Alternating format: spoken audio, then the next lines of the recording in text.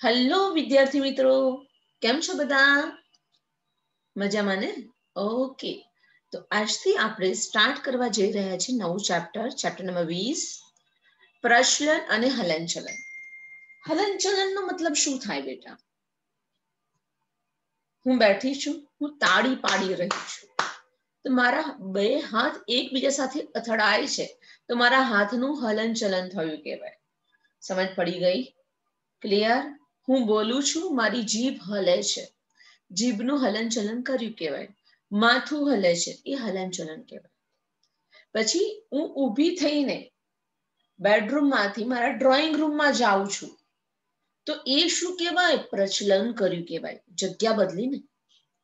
બરાબર છે? પ્રચલન અને હલનચલન વચ્ચે નજીવો તફાવત છે. હલનચલન એટલે શું?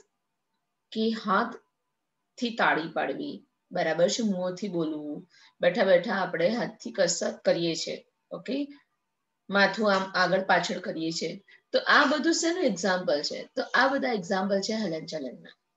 ક્લિયર? પ્રચલન કરવું એ શું છે?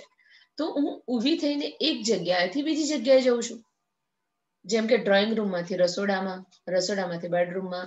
આ રીતે હું સ્થાન બદલું છું. હલનચલન તો કરું છું, પણ સાથે સાથે મારું સ્થાન પણ બદલાય છે, હે ને? એક જગ્યાએથી બીજી જગ્યાએ જઉં છું, તો એને શું કહેવાય બેટા? પ્રચલન કહેવાય. ખબર પડી ગઈ? ક્લિયર? ઓકે. બધા પ્રચલન એ હલનચલન છે. યસ, હું ચાલીને જઉં છું એક જગ્યાએથી બીજી જગ્યાએ, તો મારા પગનું હલનચલન થાય છે, હા, અને જગ્યા પણ બદલાય છે, બરાબર છે, એને પ્રચલન કહેવાય. ઇંગ્લિશમાં એને લોકોમોશન કહેવાય. અને હલનચલન એટલે શું? હમણાં જ મેં તમને કીધું કે જેની અંદર જગ્યા બદલાતી નથી, એક જ જગ્યાએ હું મારા હાથ પગ હલાવું છું, જીભ હલાવું છું, તો એ હલનચલન કહેવાય. ઇંગ્લિશમાં એને શું કહેવામાં આવે છે? મૂવમેન્ટ કહેવામાં આવે છે. યાદ રાખવું. બરાબર છે? ક્લિયર? એક વાક્ય મગજમાં ગાંઠ બાંધી દેજો તમે કે ભાઈ પ્રચલન ને હલનચલન કહી શકાય.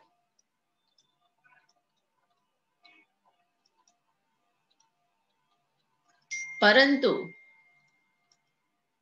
બધા હલનચલનને પ્રચલન કહી શકાય નહીં. પ્રચલન કહી શકાય નહીં. યાદ રાખવું. બધા પ્રચલન એ હલનચલન કહી શકાય, પરંતુ બધા હલનચલનને પ્રચલન કહી શકાય નહીં. બેઠી બેઠી હાથ હલાવું છું, બરાબર છે, હાથથી ઇશારો કરું છું, એ હલનચલન કર્યું કહેવાય. પરંતુ જ્યારે હું સ્થાન બદલીશ, એક જગ્યાએથી બીજી જગ્યાએ જઈશ, તો એને હું પ્રચલન કહીશ. ક્લિયર? તો આપણા શરીરમાં આ હલનચલન અને પ્રચલનનું મહત્વનું કાર્ય કોણ કરે છે? તો આન્સરમાં આવે કંકાલ તંત્ર. કોણ કરે છે બેટા? કંકાલ તંત્ર. યાદ રાખો કે મનુષ્યના શરીરમાં, સસ્તન સમુદાયના શરીરમાં હલનચલન અને પ્રચલન સાથે કયું તંત્ર સંકળાયેલું છે? તો આન્સર શું આવશે બેટા? કંકાલ તંત્ર. તો ચલો આપણે જોઈએ કંકાલ તંત્ર એ શું છે. ચલો આવી જાઓ. ઓકે, સારું. તો આ શેના માટે ઇમ્પોર્ટન્ટ છે? એમસીક્યુ માટે. પ્રસ્તાવના છે જે એમસીક્યુ માટે ખૂબ જ ઇમ્પોર્ટન્ટ છે. ઓકે, ચલો આવી જાઓ. કે પ્રાણી શરીરમાં કઠણ આધાર આપનાર રક્ષણાત્મક ઘટક કંકાલ અથવા કંકાલ તંત્રની રચના કરે છે. બરાબર છે? આપણા શરીરને આધાર કોણ આપે છે? કરોડસ્તંભ, હા. હાથ પગના હાડકા, હા. મસ્તકની ખોપરી, યસ. ક્લિયર? તો આ બધું શું છે? કંકાલ તંત્રના ભાગો છે. તો કંકાલ તંત્ર કેવું હોય છે? કઠણ હોય છે, જે આપણા પ્રાણી શરીરને શું આપે છે? આધાર આપે છે. પ્રાણી શરીરનું રક્ષણાત્મક ઘટક છે. યસ, બરાબર છે. ક્લિયર? અને શેની રચના કરે છે? કંકાલ તંત્રની રચના કરે છે. યાદ રાખવું કે પ્રાણી શરીરમાં કઠણ, કંકાલ તંત્ર કેવું છે? કઠણ છે, આધાર આપે છે અને રક્ષણ કરે છે. બરાબર છે. કંકાલ તંત્રના અભ્યાસને અસ્થિ વિજ્ઞાન કહેવામાં આવે છે. ઇંગ્લિશમાં એને ઓસ્ટિયોલોજી કહે છે. બંને નામ યાદ રાખવા. બીજું શું કહેવાય છે? Osteology. MCQ question, most important. બરાબર છે? ક્લિયર? એમસીક્યુ માટે જ આ ક્વેશ્ચન તૈયાર કરવાનું છે. કંકાલ તંત્ર શેનું બનેલું છે? અસ્થિ અને કેટલાક કાસ્થિનું બનેલું છે. અસ્થિ કેવું હોય બેટા? અસ્થિ હંમેશા કઠણ હોય છે, એ વળી શકતું નથી, એ સાંધાના ભાગેથી જ વળી શકે છે, બરાબર છે. જ્યારે કાસ્થિ કેવા હોય છે? નરમ હોય છે અને તે વળી શકે તેવા હોય છે. કાસ્થિ નરમ હોય અને વળી શકે તેવા હોય છે. તમે મને કોઈ એક્ઝામ્પલ આપશો બેટા કાસ્થિનું? યસ, આપણે ચેપ્ટર નંબર 7 માં સ્ટડી કર્યું હતું, યાદ કરો. યસ, નાકની ટોચ, આપણી નાકની ટોચ પકડો તો ચલો બધા પોતપોતાના નાકની ટોચ પકડો, ડાબી બાજુ ફેરવો, યસ, જમણી બાજુ, યસ. તો નાકની ટોચ કાસ્થિની બનેલી છે. પછી આપણા કાન, હે ને, આખા બાહ્ય કર્ણ, કાનની જે ડિઝાઇન છે બહારની તરફ, એને પકડો, એને વાળો તો યસ મેમ વળે છે, યસ વળે જ ને, કેમ? તે કાસ્થિનું બનેલું છે, ધેટ્સ વાય. સમજ પડી ગઈ? ક્લિયર? તો નાકની ટોચ, બાહ્ય કર્ણ પલ્લવ, આપણા જે બહારની બાજુ જે કર્ણ પલ્લવ આવેલા છે, કર્ણ પલ્લવ આ ડિઝાઇન આપણા કાન આવેલા છે, યસ, એ શેના બનેલા છે? કાસ્થિના બનેલા છે. નાકની ટોચ પણ વળી શકે તેવી છે, કારણ કે કાસ્થિની બનેલી છે. અસ્થિ કેવું હોય છે? એકદમ કઠણ. અસ્થિની બનાવટમાં કયું પ્રોટીન હોય છે? આપણને MCQ, તે ઓસિન નામનું પ્રોટીન. ઓસિન શું છે? પ્રોટીન. અને કેલ્શિયમ ના ક્ષારોનું બનેલું છે. તેને લીધે જે અસ્થિ છે એ કઠણ છે. ખબર પડી ગઈ કે અસ્થિની રચનામાં કયું પ્રોટીન આવેલું છે? આન્સર આવે ઓસિન પ્રોટીન.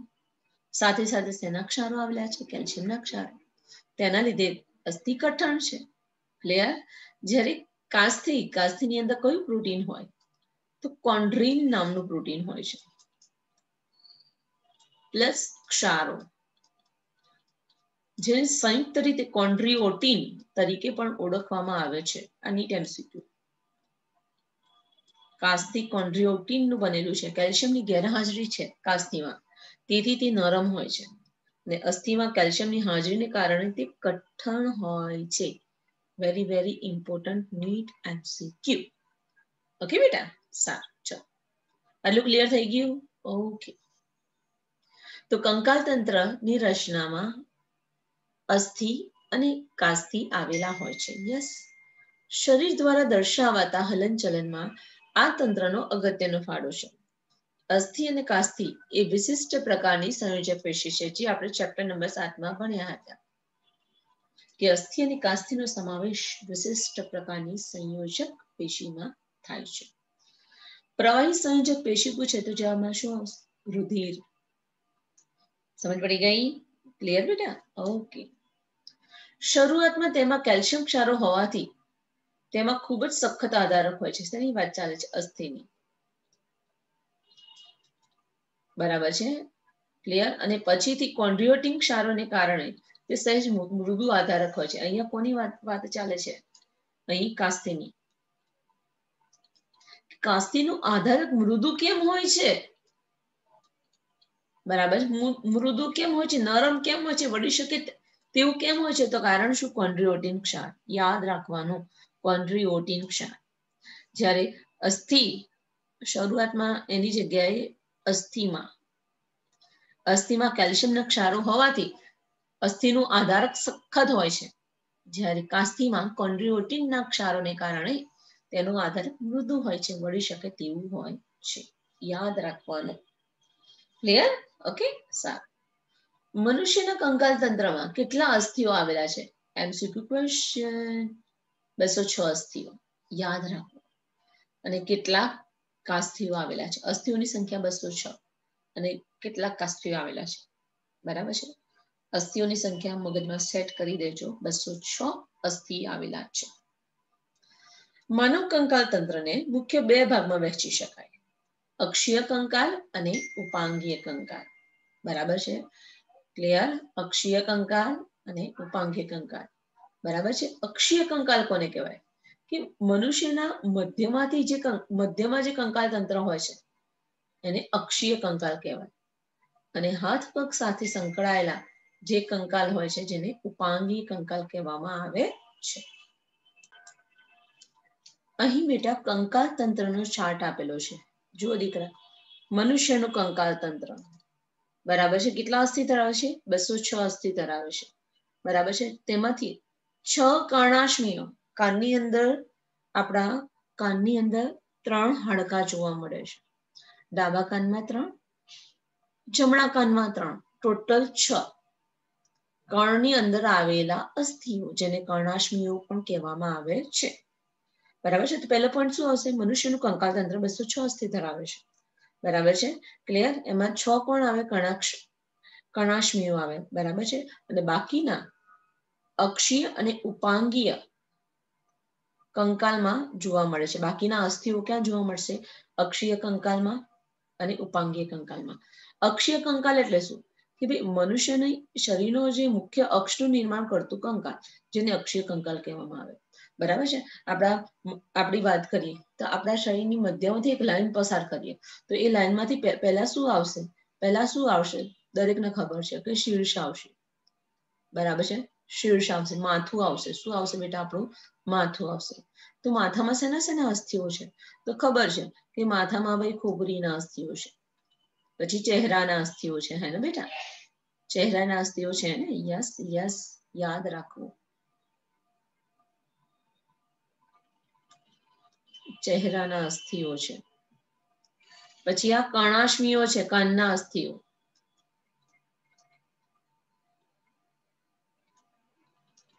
બરાબર છે. આ બધાનો સમાવેશ શેમાં થાય છે? શીર્ષમાં, મસ્તક પ્રદેશમાં થાય છે. યાદ રાખવાનું. બરાબર છે. ક્લિયર? પછી નીચે આવીએ તો નીચે અહીંયા શું આવશે? કરોડ સ્તંભ આવશે. શું આવશે બેટા? કરોડ સ્તંભ. આપણા શરીરનો મધ્ય અક્ષની રચના કોણ કરે છે? કરોડ સ્તંભ કરે છે. બરાબર છે. ક્લિયર? ઓકે. તો કરોડ સ્તંભમાં પણ અસ્થિઓ આવેલા છે. ક્લિયર? ટોટલ એનસીઆરટી પ્રમાણે 26 કશેરુકાઓ આવેલી છે અને નીટ પ્રમાણે જોઈએ તો ટોટલ કેટલી? 33 ચલિત કશેરુકા આવેલી છે. 33 ચલિત કશેરુકા, જે હલનચલન કરી શકે તેવી કશેરુકા આવેલી હોય છે. યાદ રાખવાની. આ કેવી રીતે? કે મેમ 26, આપણે એનસીઆરટીમાં 26 લખ્યું છે, નીટમાં 33, આવું કેવી રીતે? તો જ્યારે હું તમને થિયરી ભણાવીશ ત્યારે સમજાવીશ. ઓકે? ક્લિયર? ઇન શોર્ટ, કંકાલ તંત્ર 2 ભાગમાં વિભાજિત છે. અક્ષીય કંકાલ, બરાબર છે, અક્ષીય કંકાલ, અને બીજું છે ઉપાંગીય કંકાલ. ઉપાંગીય કંકાલ મતલબ એમાં હાથ પગના અસ્થિઓ આવેલા હોય છે. યાદ રાખવાનું. હાથ પગના અસ્થિ આવેલા છે. શેમાં? ઉપાંગીય કંકાલમાં. ઇમ્પોર્ટન્ટ. ઓકે? તો ચલો ભણીએ અક્ષીય કંકાલ. તો અક્ષીય કંકાલમાં પહેલું અહીંયા શું લખ્યું છે? મધ્યકર્ણ. મધ્યકર્ણમાં 6 અસ્થિ આવેલા છે. બરાબર છે. આપણા એક કર્ણની અંદર કર્ણાશ્મ એટલે શું? કાનના અસ્થિઓ. કાનની અંદર, એક કાનની અંદર હથોડી, એરણ અને પાંગડું, આ 3 અસ્થિ આવેલા છે. મારા ડાબા કાનમાં 3 અને જમણા કાનમાં 3. તો ટોટલ કર્ણાશ્મની સંખ્યા કેટલી? 6. યાદ રાખવું. ક્લિયર? ઓકે? કે આપણું જે મધ્યકર્ણ છે, કર્ણાશ્મમાં આ અસ્થિઓ કયા ભાગમાં આવેલા છે? મધ્યકર્ણ ભાગમાં. આપણે યાદ રાખવું કે મધ્યકર્ણમાં 6 અસ્થિ આવેલા છે. બંને કાનની વાત ચાલે છે, જેમાં 2 હથોડી, એટલે એક ડાબા કાનમાં, એક જમણા કાનમાં, એક હથોડી નામનું હાડકું, બીજું એરણ અને ત્રીજું પાંગડું. બરાબર છે. મનુષ્યમાં પાંગડું એ સૌથી નાનું અસ્થિ છે. આ નીટ એમસીક્યુ કે સૌથી નાનું અસ્થિ આવું પૂછે તો આન્સર કોણ આવશે? પાંગડું. યાદ રાખવાનું. Most important, very very important, હે ને? ઓકે, સારું. ચલો હવે આવી ખોપરી. મસ્તિષ્કનું કંકાલનું બનેલું માળખું. ખોપરી ક્યાં આવેલી હોય? માથામાં આવેલી હોય. હા, આપણું મસ્તક ખોપરીથી બનેલ છે. ખોપરી એકદમ કઠણ છે, હાડકાની બનેલી છે, અને એ શું કરે છે? મગજનું રક્ષણ કરે છે. કોનું રક્ષણ કરે છે? મગજનું રક્ષણ કરે છે. તો ખોપરીમાં ટોટલ કેટલા અસ્થિ આવેલા છે? 22 અસ્થિ આવેલા છે. એમાં મસ્તકમાં 8 અસ્થિ અને ચહેરામાં 14 અસ્થિ. યાદ રાખવાનું. ક્લિયર? મસ્તિષ્કનું નિર્માણ કોણ કરે છે? ખોપરી. ખોપરી ટોટલ કેટલા અસ્થિની બનેલી છે? 22 અસ્થિની બનેલી છે. એમાં મસ્તકના કેટલા? 8 અને ચહેરાના કેટલા અસ્થિ? 14 અસ્થિનો સમાવેશ થાય છે. ક્લિયર? ઓકે, સારું. ખોપરીની નીચેની તરફ એક મોટું છિદ્ર આવેલું છે જેને મહાછિદ્ર કહેવાય. બરાબર છે. અને આ મહાછિદ્ર દ્વારા મગજનો નીચેનો છેડો કરોડસ્તંભમાં દાખલ થાય છે. શેના તરીકે? કરોડરજ્જુ તરીકે દાખલ થાય છે. યાદ રાખવાનું. બરાબર છે કે આ ખોપરી છે અને ખોપરીની નીચે અહીંયા મહાછિદ્ર છે. બરાબર. હવે ખોપરીની અંદર આપણને ખબર છે કે અહીંયા શું આવેલું છે? મગજ. બધાને ખબર છે કે ખોપરીની અંદર આ મગજ રક્ષાયેલું છે. આ મગજ આપણું. ચલો, અને આ મગજનો નીચેનો છેડો આપણા ઉરસ પ્રદેશમાં આગળ વધે છે ચેતારજ્જુ સ્વરૂપે. કરોડરજ્જુ કહીએ છીએ આપણે પૃષ્ઠવંશી કહેવાય ને. હા, બરાબર છે કે આ શું છે? મહાછિદ્ર છે. આ છે મગજ. ખોપરીની નીચેની પશ્વછેડે મહાછિદ્ર આવેલું છે જેમાંથી મગજનો પશ્વછેડો કરોડરજ્જુ સ્વરૂપે આપણા ઉરસ પ્રદેશ, ઉદર પ્રદેશ, બરાબર છે, કટી પ્રદેશ સુધી છેક ઉપાંગો સુધી લંબાય છે. અને આ કરોડરજ્જુનું રક્ષણ કોણ કરે છે? કરોડસ્તંભ. કરોડસ્તંભ એ કરોડરજ્જુનું રક્ષણ કરે છે. યાદ રાખવાનું. ઇમ્પોર્ટન્ટ હે ને. આમાંથી ઘણા બધા MCQ આવી શકે બેટા, હે ને. યાદ રાખજો. હા, ચાલો. હવે આવી દ્વિત અસ્થિ. મુખ ગુહાના તળિયામાં, હમણાં તમને આકૃતિમાં બતાવીશ કે મુખ ગુહાના તળિયામાં એક દ્વિત અસ્થિ આવેલું હોય છે. કયા આકારનું છે? યુ આકારનું. ઇમ્પોર્ટન્ટ નીટ MCQ કે મુખ ગુહાના તળિયામાં એક યુ આકારનું દ્વિત અસ્થિ આવેલું છે. ક્લિયર? સારું, ચલો. હવે આવી પાંસળીઓ. પાંસળીઓ કેવી છે? પાતળી, ચપટી, વળાંકયુક્ત અસ્થિ છે. બરાબર છે. પાંસળીઓ તમને ખબર છે કે ભાઈ આપણા ઉરસ પ્રદેશમાં 12 જોડ પાંસળીઓ આવેલી છે. ઉરસ પ્રદેશનું આ હાડકું મધ્યમાં આવેલું છે જેને ઉરોસ્થિ કહેવાય. શું કહેવાય આને? ઉરોસ્થિ છે ને. ઉરોસ્થિ તે ચપટું કટાર આકારનું, કયા આકારનું? કટાર આકારનું અસ્થિ છાતીની મધ્યમાં આવેલું છે. ક્યાં આવેલું છે? છાતીની મધ્યમાં આવેલું છે. બરાબર છે. ક્લિયર? હું તમને હમણાં બધી જ ડાયાગ્રામ બતાવીશ. Okay, clear? ઉરોસ્થિ કેવું છે? ચપટું કટાર આકારનું અસ્થિ છે, છાતીની મધ્યમાં આવેલું છે. યાદ રાખવાનું. બરાબર છે. અને ઉરોસ્થિની બંને છેડેથી શું નીકળે છે? પાંસળીઓ. બંને બાજુથી આ રીતે પાંસળીઓ નીકળે. ટોટલ પાંસળીઓ કેટલા? 12 જો. કેટલા? 12 જો.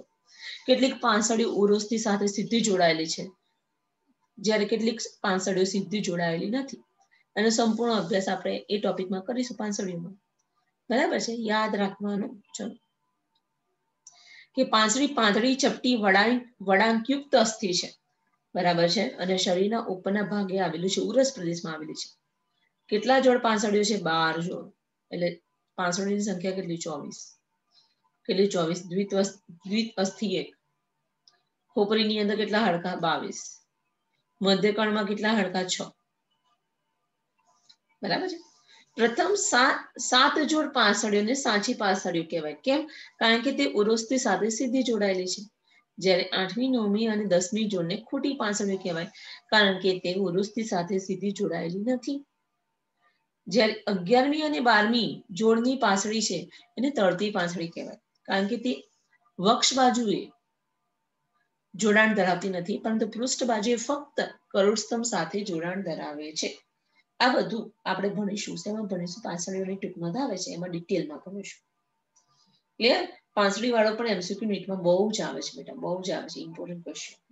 સારું, ઉરોસ્થિ જોઈ લીધું. હા, કે આપણી છાતીની મધ્યમાં ચપટું કટાર આકારનું અસ્થિ એટલે ઉરોસ્થિ. હવે આવ્યું કરોડસ્તંભ, જેને ઇંગ્લિશમાં બેકબોન, વર્ટિબ્રલ કોલમ, બીજું નામ શું એને? વર્ટિબ્રલ કોલમ. બરાબર છે. કોલમ પણ કહેવામાં આવે છે, સ્પાઇન પણ કહેવામાં આવે છે. તે વળાંકયુક્ત ઉભો સળિયો છે. આપણો જે કેવો સળિયો છે? આવો છે. આપણું કરોડ સ્તંભ કેવું છે બેટા? આવું છે, વળાંક યુક્ત ઉભો સળિયો છે. યસ. ક્યાં આવેલું છે કરોડ સ્તંભ? મનુષ્યના શરીરની પૃષ્ઠ બાજુએ આવેલું છે. ક્લિયર? ઓકે.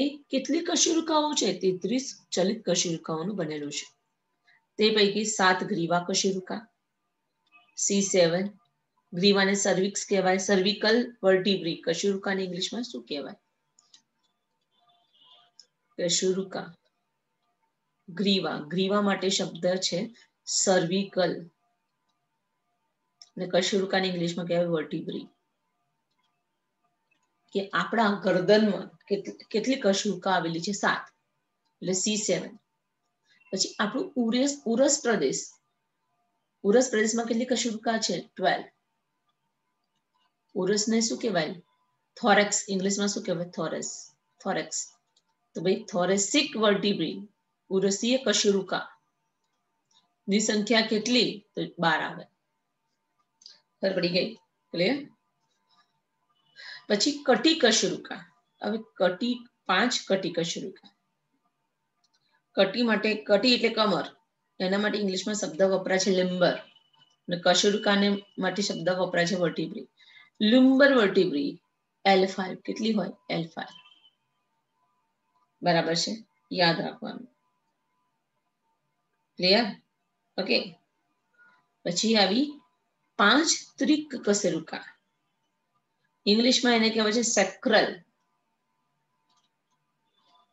ત્રિક કશેરુકા ઇંગ્લિશમાં કહેવાય છે સેક્રલ વર્ટિબ્રી. કેટલી છે? 5, S5. બરાબર છે. પરંતુ આ ખરી એકબીજા સાથે જોડાયેલી છે, એકબીજા સાથે જોડેલી છે. એટલે ઘણી વાર એને S5 ની જગ્યાએ S1 અને કૌંસ આ રીતે પણ લખેલું હોય છે. યાદ રાખવાનું. ક્લિયર? ઓકે. અને 4 પુચ્છાસથી, આપણે છેક નીચેની તરફ આવેલી કશેરુકાઓ. બરાબર છે. પુચ્છાસથી, પુચ્છ કશેરુકાઓ કેટલી છે? 4. ઇંગ્લિશમાં એને શું કહેવાય છે? કોક્સિજિયલ વર્ટિબ્રી. અને એના માટે શબ્દ વપરાય છે C4. બરાબર છે. પરંતુ આ 4 કશેરુકાઓ કેવી છે? જોડાયેલી છે. એટલે ઘણીવાર એને C1 તરીકે પણ ઓળખવામાં આવે છે. બરાબર છે. C1 તરીકે પણ ઓળખવામાં આવે છે. ક્લિયર? હવે NCERT માં શું લખેલું છે કે કરોડ સ્તંભ માં કેટલી કશેરુકાઓ છે? 26 કશેરુકાઓનું બનેલું છે. જોઈએ 26 કેવી રીતે. ચલો આવી જાઓ. દેખ, આ કરોડ સ્તંભનું સૂત્ર લખ્યું મેં. આ જે લખ્યું છે બેટા, એ શેનું સૂત્ર છે દીકરા? કરોડ સ્તંભનું સૂત્ર. કેવી રીતે યાદ રાખવાનું છે? CTLSC, CTLSC 712 556. ક્લિયર? આ નીટનું. અને NCERT પ્રમાણે 712 511. ઓકે. ચલો જોઈએ, ટોટલ કશેરુકાની ગણતરી કરીએ. 7 + 12 19, 5 24, 24 ને 5 29, અને 29 ને 4 33. નીટ પ્રમાણે કેટલી કશેરુકાઓ થઈ? 33 કશેરુકાઓ થઈ. બરાબર છે. ક્લિયર? અને NCERT પ્રમાણે ગણી, જ્યારે NCERT પ્રમાણે ગણી તો આ બહાર છે ને એની ગણતરી લેવાની, આ અંદરની જગ્યાએ. કારણ કે 5 કશેરુકાઓ જોડાઈ જાય છે ને, અને એક કશેરુકા બનાવે છે. અને અહીંયા 4 કશેરુકાઓ જોડાઈને એક બનાવે છે. એટલે S1 અને C1 લખેલું છે. જોજો ગણતરી કરી. ચલો 7 + 12 19, 5 24, 24 ને 25 ને 26 થઈ ગઈ. યસ. NCERT પ્રમાણે 26 કશેરુકા, અને નીટ પ્રમાણે જોવા જઈએ તો 33 કશેરુકા. ક્લિયર? ઓકે. સારું. તો ટોટલ આપણે ગણો બેટા, ટોટલ સંખ્યા ગણો. કેવી? જે અક્ષીય કંકાલ ની અંદર કેટલા અસ્થિ જોવા મળે છે? અક્ષીય કંકાલની અંદર 80 અસ્થિ જોવા મળે છે. જોઈએ કેટલા થાય છે. ચલો જો 6, 6 ને 22 28, 29, હે ને? 29 ને 4 33, 33 ને 20 53, 53 એક 54 અને 54 પ્લસ 26 એનસીઆરટી ની 26 ગણવાનું 54 પ્લસ 26 કેટલા આવ્યા 80 80 હાડકા થયા કે નહીં? હા થયા. તો અક્ષીય કંકાલમાં 80 અસ્થિઓનો સમાવેશ થાય છે. ક્લિયર? ઓકે. હવે બીજું કયું આવ્યું બેટા? ઉપાંગીય કંકાલ. ઉપાંગીય કંકાલ શેનું બનેલું છે? તે ઉપાંગો અને મેખલાઓનું બનેલું છે. મેખલા એટલે શું? ખભા. બરાબર છે. મેખલાઓમાં શું આવે? સ્કંદ મેખલા એટલે ખભા. અને નિતંબ મેખલા એટલે આપણે સીટો, જેનાથી આપણે બેસીએ છીએ બેટા. યા નિતંબ પ્રદેશ, બરાબર, જેનાથી આપણે ખુરશી પર બેસીએ છીએ, બેન્ચ પર બેસીએ છીએ, હે ને, એને નિતંબ મેખલા કહેવાય બેટા. Okay sir. ઉપાંગોની વાત કરીએ. ઉપાંગોમાં અગ્ર ઉપાંગ એટલે 2 હાથ, હા ને બેટા. અને પશ્વ ઉપાંગ એટલે શું? આપણા બંને પગ. ક્લિયર? ઓકે ચલો. તો દરેક ઉપાંગમાં કેટલા અસ્થિ છે? 30 અસ્થિ છે. તો આપણી પાસે કેટલા ઉપાંગ છે? 2 અગ્ર ઉપાંગ અને 2 પશ્વ ઉપાંગ. 2 હાથ છે, 2 પગ છે. એટલે 30 ગુણ્યા 4 કેટલા અસ્થિ થયા? 120 અસ્થિ થયા. ખભા કેટલા હોય છે? ડાબો ખભો, જમણો ખભો. એટલે સ્કંદ મેખલા. સ્કંદ મેખલા એટલે શું? ખભાનું હાડકું, ખભો. સ્કંદ મેખલા કેટલા છે ભાઈ? અને નિતંબ મેખલા. નિતંબ મેખલાની રચનામાં કેટલા અસ્થિઓ આવેલા છે? યસ, 2 શ્રોણી અસ્થિ. બરાબર છે. કેટલા? 2 શ્રોણી અસ્થિ. અને દરેક શ્રોણી અસ્થિ 3 અસ્થિઓના જોડાણથી બને છે. બરાબર છે. એટલે નિતંબ મેખલામાં કેટલા અસ્થિ? 3 નિતંબ મેખલાની અંદર આપણે ગણતરી કરીએ કે ભાઈ 2 શ્રોણી અસ્થિનો સમાવેશ થાય છે. કેટલા અસ્થિ? 2 શ્રોણી અસ્થિનો. ખબર ગઈ? કેટલા? 2 શ્રોણી અસ્થિનો સમાવેશ થાય છે. યાદ રાખવાનું. ઓકે. આ ખભો, ખભાની અંદર આપણી પાસે 2 ખભા છે. એક ખભામાં 2 અસ્થિ. તો 2 ખભામાં ટોટલ કેટલા અસ્થિ? ટોટલ 4 અસ્થિ. જ્યારે ભણાવીશ ત્યારે ડિટેલ કરાવીશ. ઓકે. આપણા ખભાની અંદર ડાબો ખભામાં 2 અસ્થિ, જમણા ખભામાં 2 અસ્થિ, એટલે ટોટલ કેટલા? 4 અસ્થિ. આમ ઉપાંગીય કંકાલ કેટલા અસ્થિનું બનેલું છે? 126 અસ્થિનું બનેલું છે. યાદ રાખવું. 30 ચોક 120 હાથ પગના અસ્થિ. બરાબર છે. આ નામ બધા જ્યારે આપણે થિયરી હશે એમાં યાદ રાખી દઈશું. બરાબર છે. ખભાના 4 અસ્થિ 124 અને નિતંબ પ્રદેશ જે આપણે બેસીએ છીએ એના 2 અસ્થિ 126 થઈ ગયા. 126 પ્લસ 80 કયા? અક્ષીય કંકાલ. હે ને? અક્ષીય કંકાલમાં કેટલા અસ્થિ જોવા મળે છે? 80 અસ્થિ. અને ઉપાંગીય કંકાલમાં 126 અસ્થિ. બંનેનો સરવાળો કરો તો બેટા આન્સર આવી ગયો 206 અસ્થિ. કે મનુષ્યમાં કેટલા અસ્થિ જોવા મળે છે? 206 ની સંખ્યામાં અસ્થિ જોવા મળે છે. યાદ રાખવું બેટા. ઓકે.